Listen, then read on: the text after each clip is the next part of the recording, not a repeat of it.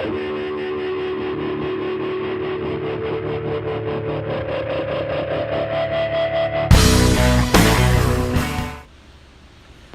everybody, this is the OMAD Dad. Welcome back to my YouTube channel, a channel that is dedicated to living the OMAD lifestyle or eating just one meal a day.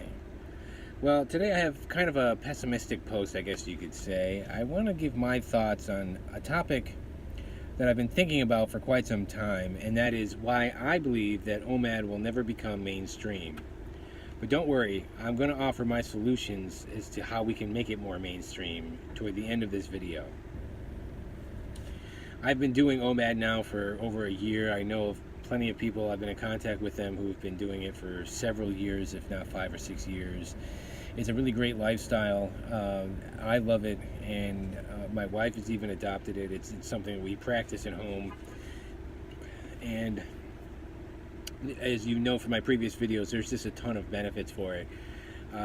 But really, if I'm looking at it and we're being honest, I think it's going to struggle with becoming mainstream.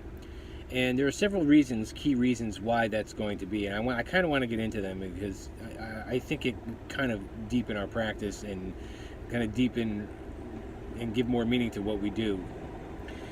Number one, there are no set diet rules on OMAD.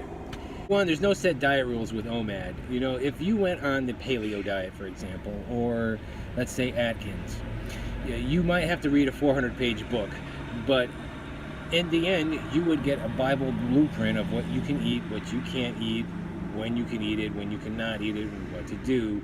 And OMAD is simply the practice of just eating one meal a day. If you want to go on the keto diet, if you want to go on an Atkins diet, if you want to be vegan, vegetarian, a standard American diet, and everything in between, that's not the point. The real power with OMAD is in the fasting itself.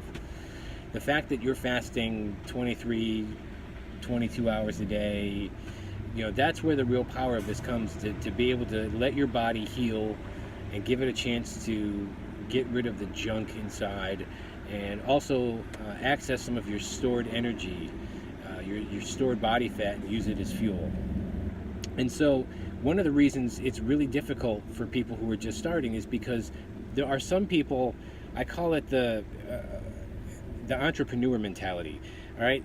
There are some people who are really great at owning and starting a business because they can kind of just go off and do their own thing, and they don't need any rules, and they just like to figure it out on their own, and they're okay with that. And it might involve a little experimentation, maybe they slip up a little bit, but then they learn from that and they thrive on that. And there's other people out there that need to be told at work, go to a job where they can be told every single day what to do and when. And there's nothing wrong with either of those. But it's the same thing with the diet world. Some people, it's like you give them the outline of what OMAD is, and they can run with it, and they do well, and they figure out whatever works for them, and they're great. And for other people, it's a real struggle because they're used to having a traditional diet that tells them, eat this, don't eat that, do this, don't do that. So I think that's one of the big things that would be holding OMAD back from ever becoming mainstream, is that it's sort of the way of no way. There's just no real set path to it, and it has to stay that way, because then it becomes a diet. See, this is a practice, it's not a diet. You're eating one meal a day. Number two, food culture, especially here in America, is kind of like a religion. We have our set days, and there's nothing wrong with having a feast. You know how I feel about feasts.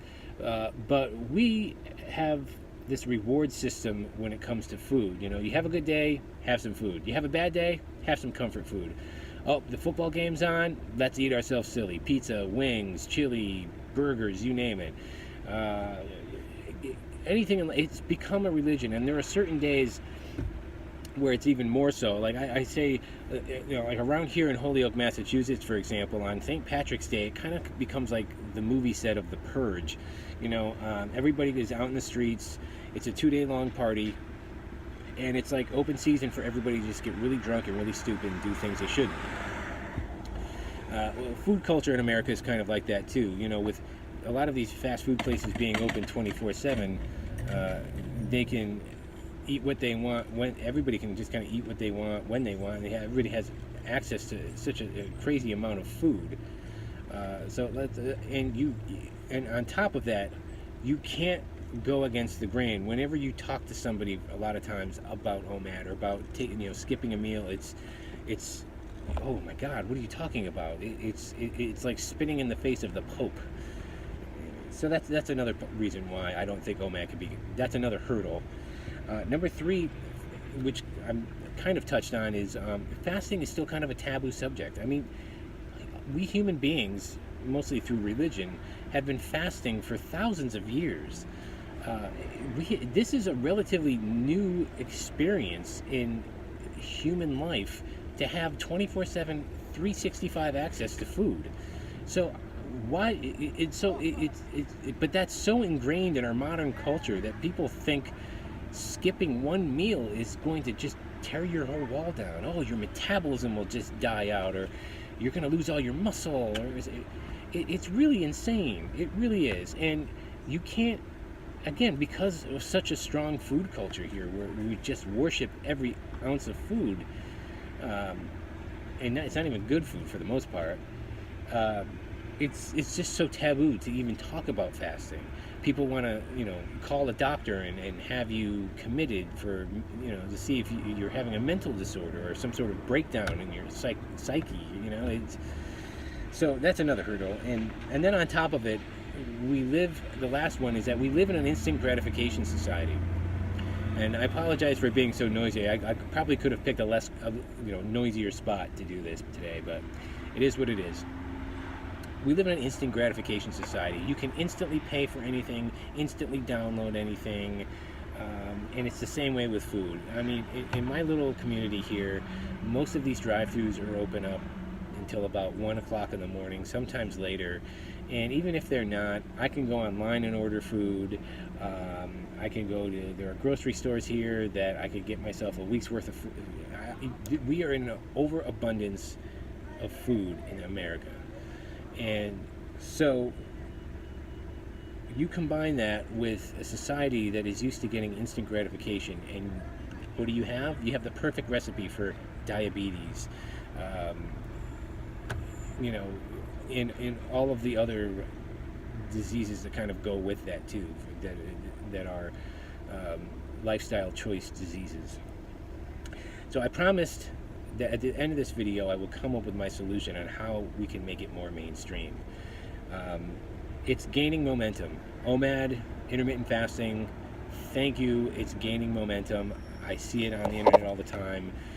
It was a unspoken trick in Hollywood for many, many years on how the stars really slim themselves down for a particular role, but now more and more people are talking about it because there's more science-backed articles, there's more education about it, and people aren't afraid to go on the internet and talk about their experiences with it. I know Dwayne "The Rock" Johnson, Halle Berry, they've all admitted that they use intermittent fasting and sometimes eat one meal a day, and that's just the tip of the iceberg. There's a lot more people that do it too.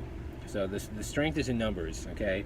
And I think those of us that practice this really do need to be good stewards and talk to people about it and kind of break the wall and the barriers down, and to get people to understand that this is a legitimate practice, that eating constantly throughout the day all the time is just not healthy. And we need to let our results do the talking, so to speak.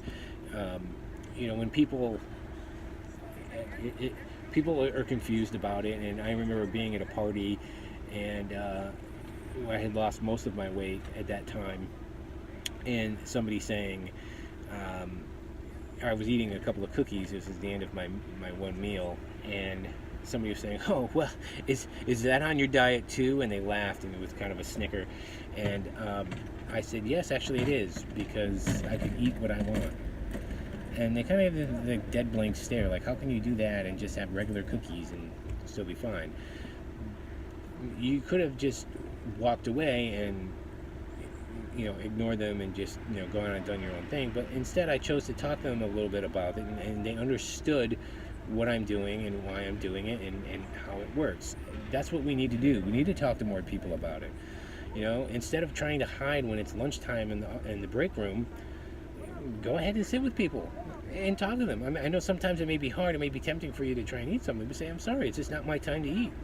I mean, if someone called you at 4 o'clock in the morning and said, hey, you want to go and grab a burger, you definitely would say no. Use that same analogy. You know, okay, it's noontime and you want to share your lunch with me. Great. I'm not eating now. I'm having my OMAD whenever. You know, you're eating 3 meals a day or eating however you want. That's fine. I mean, I don't call you at 4 in the morning and say, hey, let's go out and grab a burger. So, you know, it's the same thing I would expect with me. But I hope that kind of give you a little bit of food for thought. I'd love to hear what you guys think about this, and if you think OMAD will become mainstream, maybe if there's something I missed on this video. But at the end of the day, OMAD is a great practice. It's great for longevity, and it is a long-term practice that you can do for the long haul. And it does work so well, and I love having it in my life. I hope you guys do too. I hope you guys are getting something of these videos.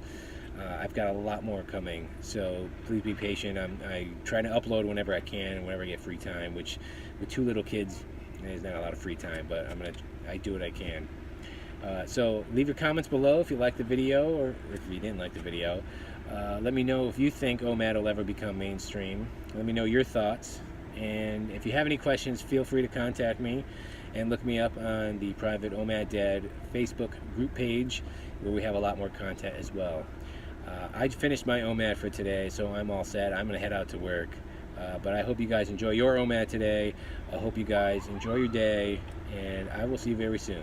Thanks for watching.